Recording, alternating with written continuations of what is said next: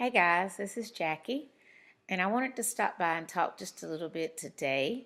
I am an elementary school principal, former kindergarten teacher, former third grade teacher, and just wanted to talk a little bit today about getting your child ready for kindergarten. Well, I know you're probably thinking, well, it's May 3rd, and this school year is not even over yet. Why in the world are we talking about getting ready for school for next year? Well, because there are certain things that you can do to help your child this summer. Um, the foundation for everything that your child will learn begins at home. And having that foundation started before school even gets started is very important to the success of your child's educational career. So, in order to make sure that your child has a great head start and is ready to perform and do well in school, there are things that you can do to get started this summer. So, first and foremost, one thing that you can do is to make sure that your child knows their first and last names. That may sound funny to you, but oftentimes we have so many students, they don't know what their name is, not their given name.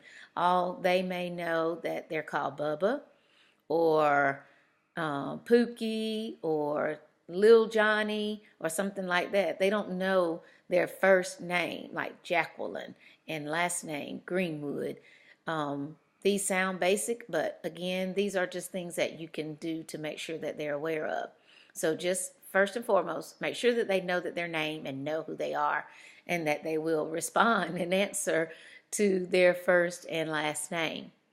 Okay, so once they have that, then another thing that you can make sure is that your child can start forming some letters. Of course, there are a lot of things that you'll be learning in kindergarten and will help them, but it's good if they at least know how to write their name.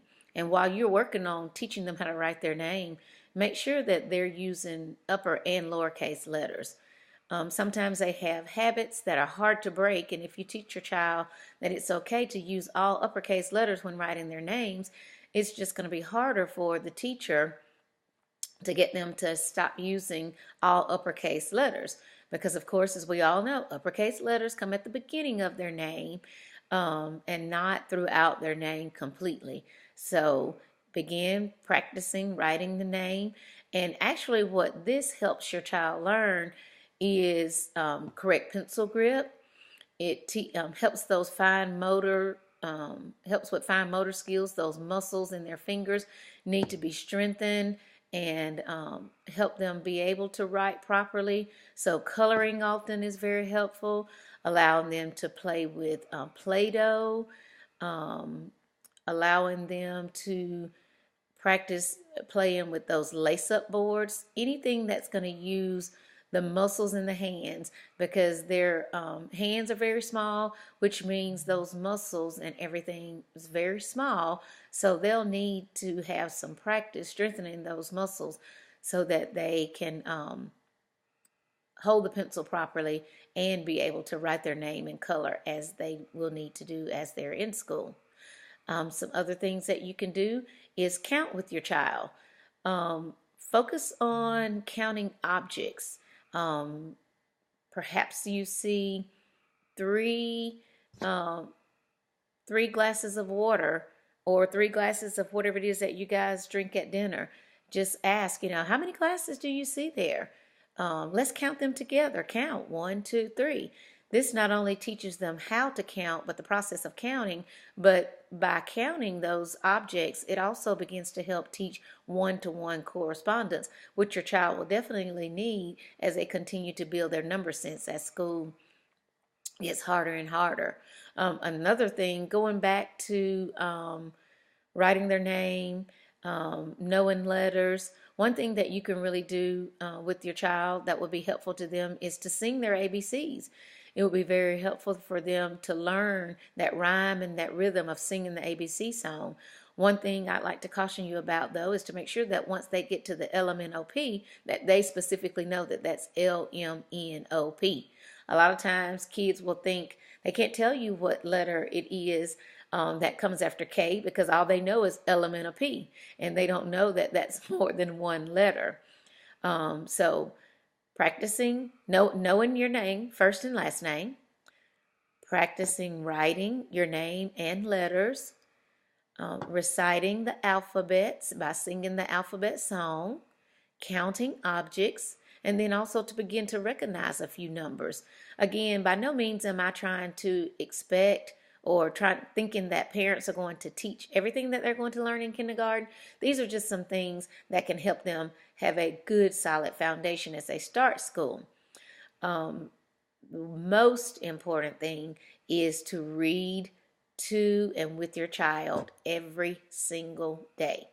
Being a model of a reader is just amazing. It's a very good thing for kids to see. It helps them to value reading. Once they are able to pick up that book, and whether they are just simply memorizing what you've read to them, they're still reading. That's the process of them getting started. They look at those pictures and they can figure out what's going on in stories, add on to the story and create. That's just going to help them with their mind development. If a child can look at some pictures and tell a story, wow, that is just truly amazing.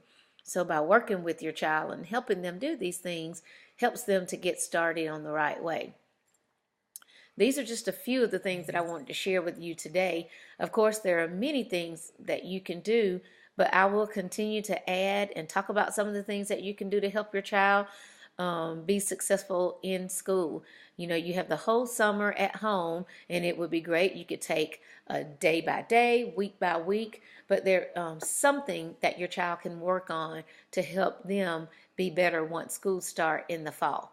Okay, well, I hope you enjoyed these few little tidbits of information that I provided, and I'll be back again to provide some more information, not only for getting ready for kindergarten, but for first grade and second grade, and just things that you can do to help your child in general.